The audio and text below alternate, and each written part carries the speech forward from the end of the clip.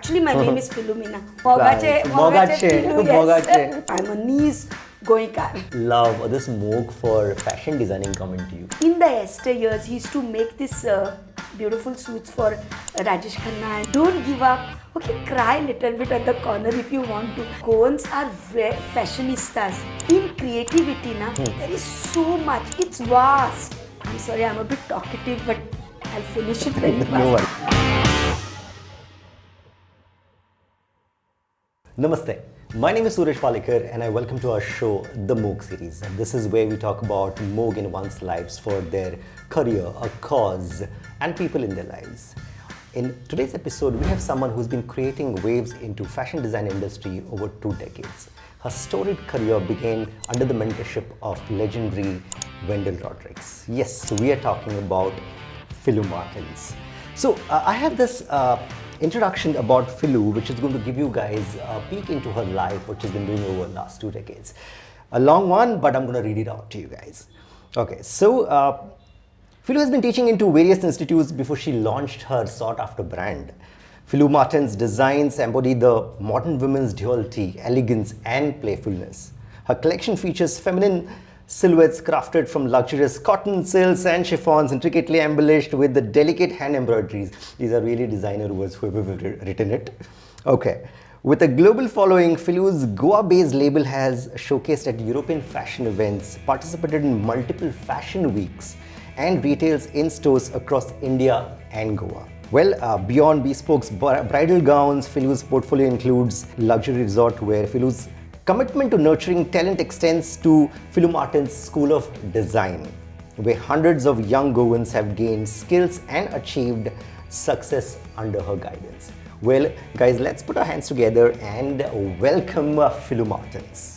Hi, thank you for this Philu, lovely introduction. Welcome. But before I go to our questions that have been given to me, I want to ask you, just tell me a little more about your name. I've always been fascinated with these names. Now, what is this Philu about? Philu. Oh my God, the name has really a history, okay. A good one and not so good one. Okay. Because when I was young, I used to always argue with my mom and say, what kind of a name have you put for me? All grandparents, great-grandparents have Philumina. Actually, my name is Philumina. It's a very Goan name. Okay. And yes, no modern name is Philumina, but now I love it. So everyone as a kid used to call me Philu. Is it inspired by one of your great grandmothers or something? Yes, actually, yeah. Is it? So my grandmother, that's my dad's side, she said the day I was born, oh my God, she looks just like my mother. Is it? I mean, she expects me to look like somebody on the day I'm born because all babies look the same, you know. So this is the story which was told to me by my mom, and I'm like, what kind of a story is this? Was I looking like somebody when I'm born? You know, and anyway, so that's because she wanted to name me after her mother. So that's my great-grandmother's name I have. And thank you, my ancestors. I love it. So you're born in Goa itself? I love Moga Sat. Yeah. Well, that is about the whole series is all about. Exactly, It's about MOG. So you've been, born and brought up in Goa itself, or have you been? I have been born and brought up till the age of 10 in Mumbai. Because my mother got married there and father was always in Mumbai. But my ancestors, everybody is from Goa, so I'm a knees going car. So can you just probably share with us some of your, childhood memories of Goa? Yeah, I have some very beautiful memories. Please go ahead. The first thought comes is the steamer, the Goa-Bombay steamer, where I used to love it, because it's a huge building on a huge space. You are roaming around, the waves around you, all that. Right. Where I really enjoyed my trips up and down holidays. And the greatest memory, which I would say is my Mogachi memory, is my banyan tree. That's my favorite. Where were you born actually in Goa? Which part? When you actually moved to Goa. So, very close to Taligaon. Santines is the place where it's my mother's house. So, we would come for holidays, every summer vacation, sitting in the steamer. Right. And then I would run into the fields. I've just touched Goa, gone to my grandmother's place, kept my things, and ran into the fields to see my favorite banyan tree. And it was huge,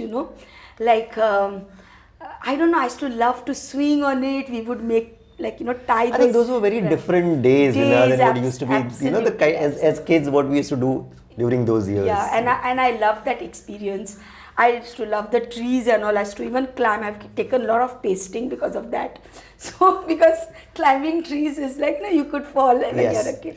But I cherish those memories.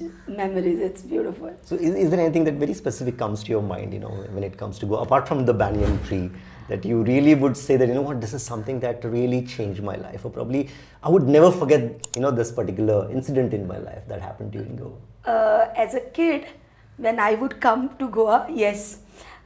It's very funny though. I Okay. hope the whole Goa doesn't hold me for this one. But I used to climb small coconut trees. Is it? Yes, because I used to think I'm a tomboy. I could do I think everything those and years anything. a girl climbing a coconut tree or trees was like very a big weird. deal. And there, like, I have literally climbed and thrown like 1 or 2 tender coconuts, because there was this one coconut tree which was very like close to my roof, like, and then I would climb the rooftop first, and then the rest of the coconut tree, which was not so tall, of course. And then my grandfather used to be very, very scared and worried for me, but then he would take off his glasses and make those big eyes, that was enough for me to come sliding down. So that's one of the memories I have. So you're saying this, Like your West Trombus. MOG of actually climbing trees, and now this MOG for fashion designing. So this has always been from It's childhood for fashion totally design. connected. Is it? MOG for nature. It's basically trees and nature, and whatever comes with is the fruit. Mango season, like, climbing like one of the branches and plucking mangoes or throwing stones and doing all that I have done. Like all the dadagiri masti. So how did this actually, after being the tomboy, as you just mentioned, this love or this MOG for fashion designing come into you? How did that start? Yeah, so I think that's more, I was not even sure, because I was studying science. Okay. And I was not sure that I would become a fashion designer or anything of that sort. But then once I finished my science and I had to do some entrance exam, Right. managed to get through Indira Gandhi University, IGNOU. sorry, Nehru, Acha. not IGNOU, Okay. in Belgaum. And I answered this test for medicine, got through, but did not like it at all. I loved the fact that, I would be in an industry where I would help people, because Right. that's what I always wanted to. Right. Like, be with people, Right. I had this affinity towards, like, I don't know how you would put it, but I loved interacting socially. Got it. I liked meeting people and so, and helping Right. in some way. Right. So I thought medicine, at that time there were no much professions like as of today. There are thousands you can get into. Correct. And do very well Correct. in whatever industry you are into. Correct. But at that time, so I thought, okay, this would be perfect for me. Right. And since I got into medicine, I thought I would help people. But then I just couldn't see the pain and those open bodies and all that. So I thought that it is not for me. Okay. And then I was out, and then I went to my next love, where I would love to create something, art. And I already had this backup from my grandparents. So my grandfather was a very good suit maker.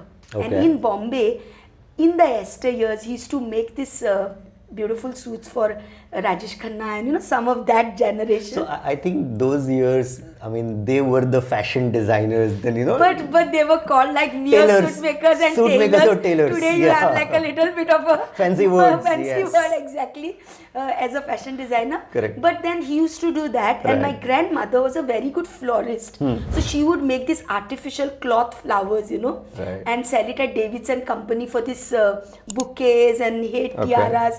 For this wedding flavors, they are Right. called. So they would do that and sell at this places, and me as a kid used to observe, help little bit here and there, and so maybe I picked it up subconsciously and I loved it.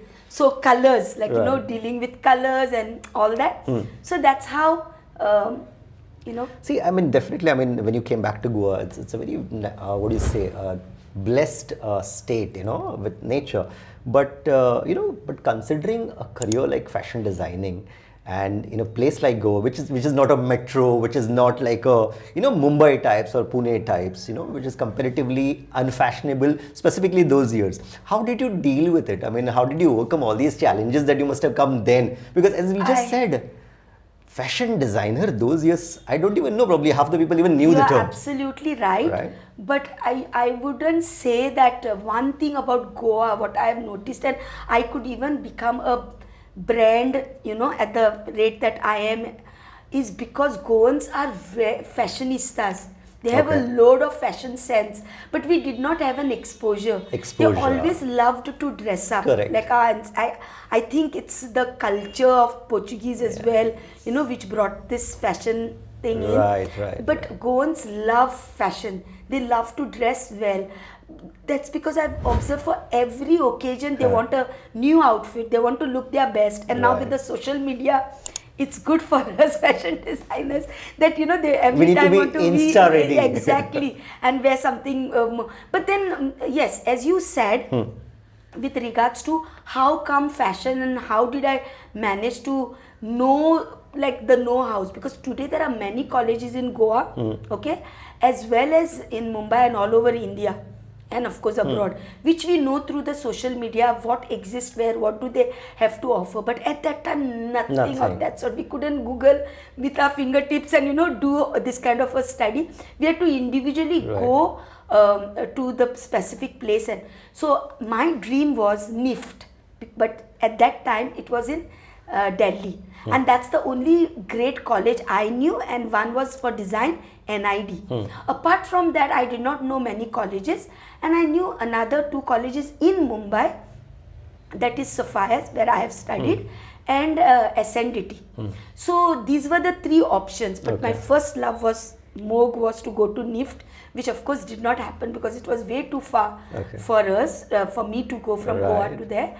And then I chose Sapphires in Mumbai. So, I mean, after actually, talking... After doing a good research, that's the question you had. No, I mean, that's what I'm saying. So, one is you decided that you want to be a fashion designer and you knew that Goa has a sense, I mean, as you just mentioned, a sense of, dressing. That is one part. But tell me one thing, what actually got into you that, what should be your forte or what should be your niche? How did you come to that conclusion as a fashion designer? I'm going to work on these kind of thoughts or inspiration for your designs is what I'm saying. Right. So when I did like a little bit of a thorough understanding which college I want to go to and what exactly I want to achieve, once I got myself into the college, after finishing it, it was very difficult because I had to stay back in Mumbai or any cosmopolitan place to get this experience. Because with regards to fabric, accessorizing, trimmings, buttons, whatever you talk about, we did not have so much exposure in Goa. And a lot of fashionistas of Goa whoever went abroad, they were well dressed. Like in the place, if you had to go and pick up something from the store, it was a bit difficult to get the right thing, what you wanted. That is what I observed when I was in college, when I had to go for a function, Christmas time or whatever, like some great wedding in the family. So what I started doing was started designing my own clothes in a very small way, and getting it done again with the tailor was so difficult to explain. This is how I want. What needs to be done? It was very difficult to explain to this. So that's the time I realized, oh my God, we don't have somebody who we can get what we want, to do. And that's how that is also inclined me towards like knowing exactly this is what I want to do, because the way I used to explain to the tailor what I want, and the outcome was fantastic. So that's how it led me to. So now being a renowned designer, I'm sure you must have come across people stealing designs, of other well-known designers. So how do you deal with these kind of situations? To be very frank, that really doesn't affect me much, plagiarism as you say, because in a way it's also nice that somebody's stealing your designs and imitating it, means it's really design worthy. Definitely. That's Yes, one thing. Yes. And that way I'm quite easygoing. So if somebody is making some money and using it for a betterment, I think you should not be saying it. You're just making everybody, steal your designs right away. Just take it and go. You know what? I'll tell you something. Actually, that really doesn't happen so often. Okay. Very rarely. Because one thing, today's generation has understood that there is especially my students, whoever has passed out and have started from scratch and their own brands, in creativity there is so much. It's vast, it's infinite. So once you have an inspiration and you have a mood board, I have noticed that 2 students, I give them one topic. Right. Okay, like let's say, what's your favorite flower? My favorite flower is lily. Okay, so let's say the inspiration is lily, and we say, okay, flowers are the inspiration, and specifically we are looking at lily. Correct. So do your research, do your whatever designs, and come up. Even if there are 10 students doing the same mood board, none of them will be the same. It's because what comes from within, what impression they have about that particular flower, what they have picked up from there. So the final collection also is always different.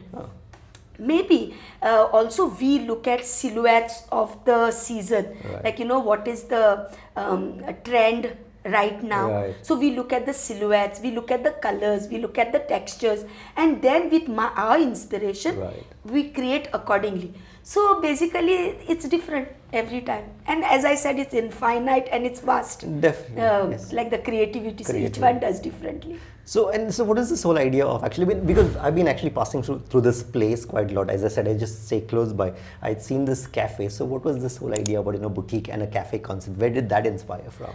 So I have I love traveling. Okay. So I've traveled a lot to Europe and some of the beautiful destinations.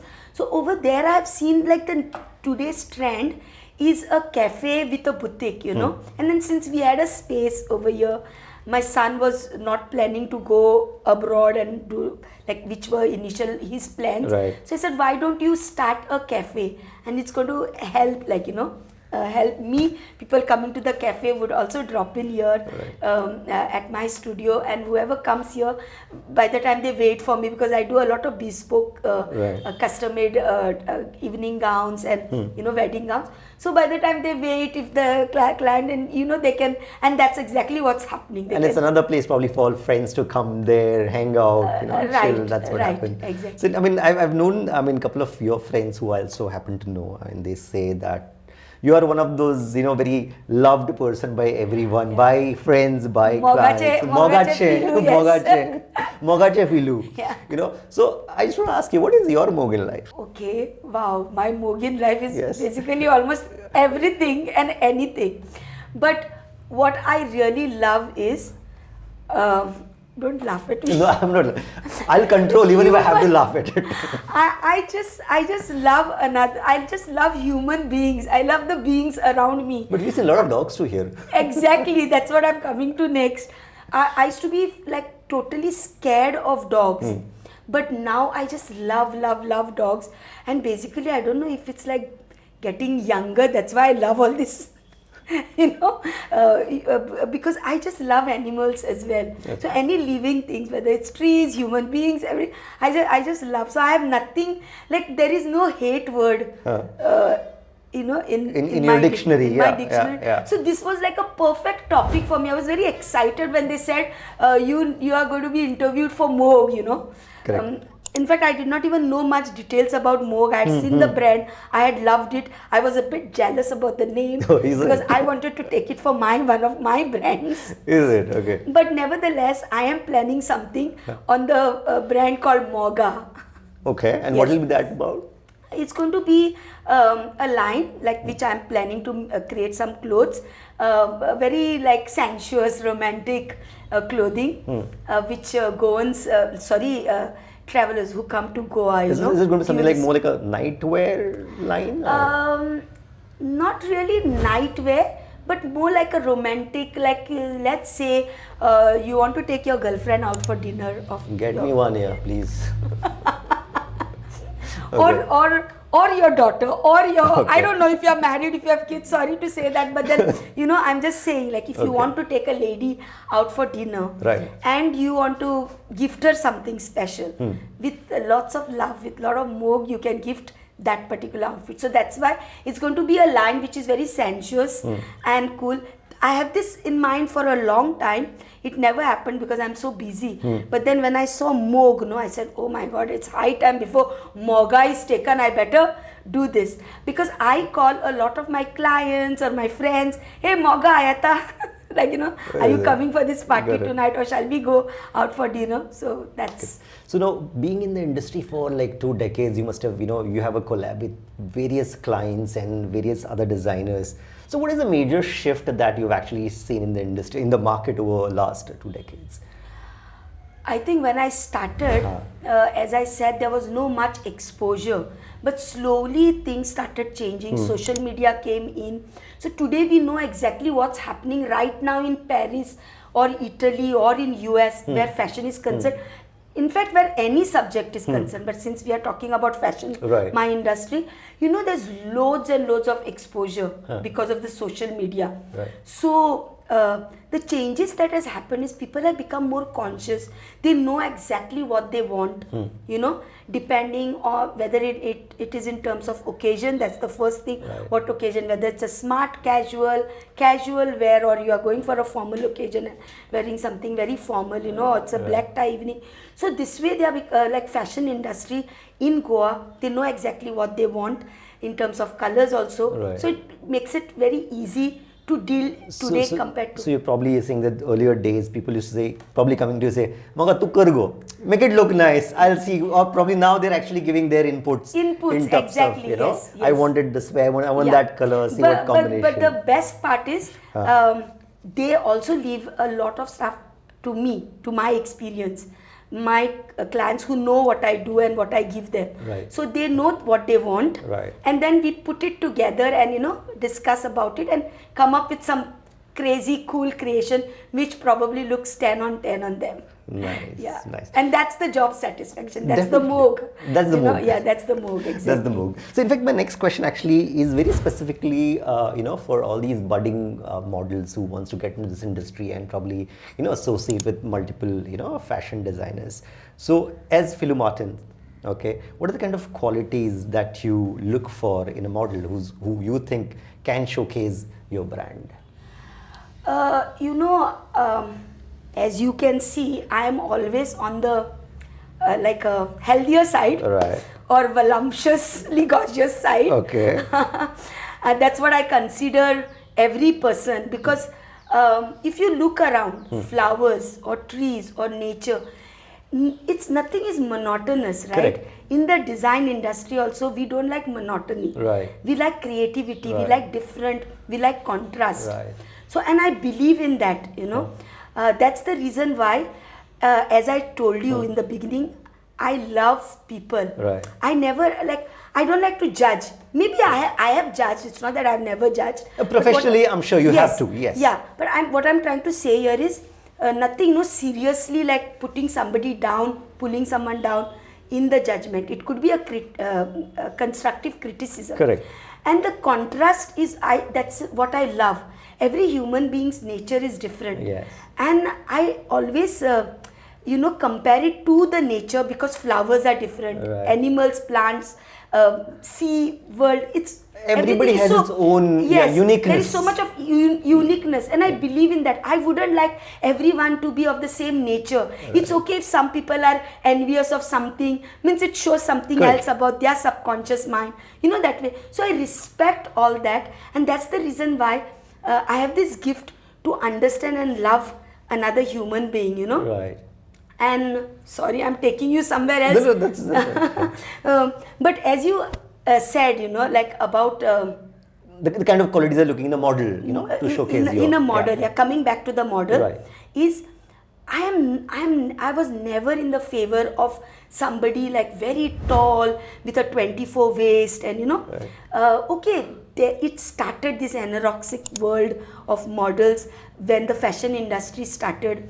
It's a French artist, I can't get his name, who sketched something like this and tried to put clothes on it, and it like everybody who came in France for this exhibition loved the images that he had created, you know, like a very curvaceous, like a small waist and tall figure with a Nefertiti neck and all that stuff, which not everybody has. Very few are gifted. And clothes are worn by normal people, especially in my world. Yes. Okay, so fashion world is like on the ramp when you want to show your avant-garde clothes and, you know, like something showstoppers and all. Okay, up to some extent. But I always believe that if I'm making clothes for real world and real people, I would love to have them on real people with the right kind of attitude. So nobody should feel uncomfortable with what they are wearing. So that's the reason why somewhere in the year 2016 or 14, you know, like I had these 30 models on the ramp. All of my friends and clients and their kids. So they were with all sorts of shapes and sizes, but whatever they wore, you know, they wore it with what panache and love, with what MOG and the attitude they walked. They were confident, you know, to walk on the ramp because they were normal people, like from the normal life, like everybody else. Every day. They were not this trained, like, okay, you have to cross your leg, you have to put a thing on your, like a, what's that called, book on your head and walk with your head straight, no smile, and, you know, a real catwalk. They were just walking the way they like to, as they would walk for a wedding reception. And they were just throwing their smiles and attitude, and I loved that. So that's what I believe in. So really specifications where model is concerned, as far as they have the right attitude and they are confident about themselves, they are self-aware. I mean, when you're confident, when you're self-aware, and they have like something to offer about themselves, you know, to the world, I think that's the right model for me. So this is where all of you all stand a chance to come here, Philu Martins, and be a model here. So anyways, maybe coming to my last question, actually, Philu, any words of wisdom to all those budding designers who are just entering the industry or getting into this field of fashion designing? Maybe what you would like to say to them, and after all these years of your experience? It's not only referring to my industry. In today's world, every industry, I would appreciate, like, you know, if the youth of today, what I have noticed with my interns, back home with my own kids, everything is very fast, you know. They want like fast money, mama, like, you know, we want to make this and this weekend. Quick money and, you know, fast fame. Yes, and there are like lot of side hustles you can do today in your stocks, and if you understand mathematics well. I'm zero, so it's away from me too. I'm a good spender. I love spending. But spend it on me. I'm okay. I'm a good. Surely, I'm going to take you out for a nice mogachi chow, maybe. Come on, I thought you'd take me for a drink or, you know, some champagne brunch. That's why I showed you MOG, you know. I meant the black tea. So what I would like to advise to the youth, coming on the serious note, is slow down. Enjoy the process, you know. Like making a garment, bringing it to reality, understand everything, like whatever that you are doing for your earning, for your livelihood, or for your achievement, whatever, to become successful. Because nothing will go like that hard work, the efforts that they put in, you know, little bit extra time to do a proper thorough research before doing something, rather than doing everything fast and not understanding. Bring in a proper understanding into the process to whatever that you are doing.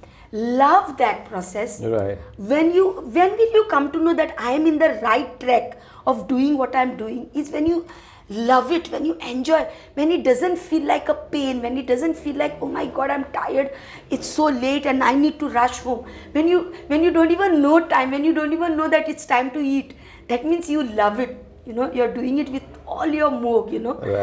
That's when you will come to know that you love doing what you're doing. That's my experience. I have realized. And yes, like end of the day, it's a profession, Yeah. you know, and there will be difficulties, there will be challenges.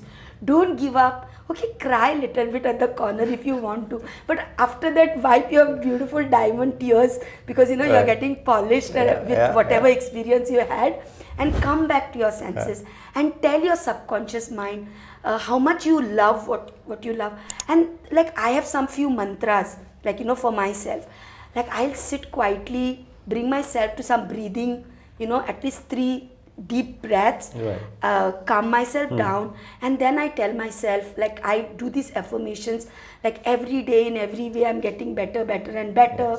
These are some of my tricks. You all can embrace those. We you know, will. the youth, if they are listening to this interview, I'm sorry, I'm a bit talkative, but I'll finish it very fast. No worries, no worries. The other very powerful affirmation that I have realized, which I would love to share with Goa, is I am enough. You know, it happened through some Instagram. I've seen this lady, I can't get her name, Marie Pierre something. But you know what I said? Like she's saying I am enough. Let me just say, even if it didn't mean anything to me at that time when I realized that I need to say it, it's some kind of a magic word, you know. Right. It just changes things suddenly, like around you. Right. When you say I am enough, even if it didn't mean, but just the sound of those words, and with experience I'm telling you this, automatically something which was like a challenge suddenly becomes easier. Suddenly some thoughts come to you, and it makes it easier. Why didn't I do it this way? You know, if I'm stuck somewhere. Right. So these are some of the, and there are many more affirmations. I'm a very positive person, so I love saying things. I'm healthy, wealthy and wise. That's why maybe I'm going on becoming healthier. But these are my mantras, you know, which I would love to share with the youth. Thank you, Philu. Well, that was the Philu for us, and that is it for us. And all of you all want to have some more conversation with Philu Martins, you can definitely drop in at her boutique in Talegaon and a cafe that she has. Yes. We can have a lot of more conversation over a cup of coffee. But before we leave, we have something very interesting to give you, you know, some mock from our side. So this is a small mock from our side to Philu. Okay, and please. Wow, this is so cool. Mog, huh? Yes, this is mock from us to you. Can I Philu. give you a hug for this mug? Yes. It's very heavy. I think I'm going to. It's all the mog. It's all the mog that we're giving. Thank you, go and mog, Asu. Thank you. By the way, I must tell you something. It was my dream to go on a coffee with Karan. Oh. Yes, show. You and got get the the hamper. And now I get this hamper. It's very heavy. I think I'm going to. It's all the mog. It's all the mog that we're giving. Thank you, go and mog, Asu. Thank you.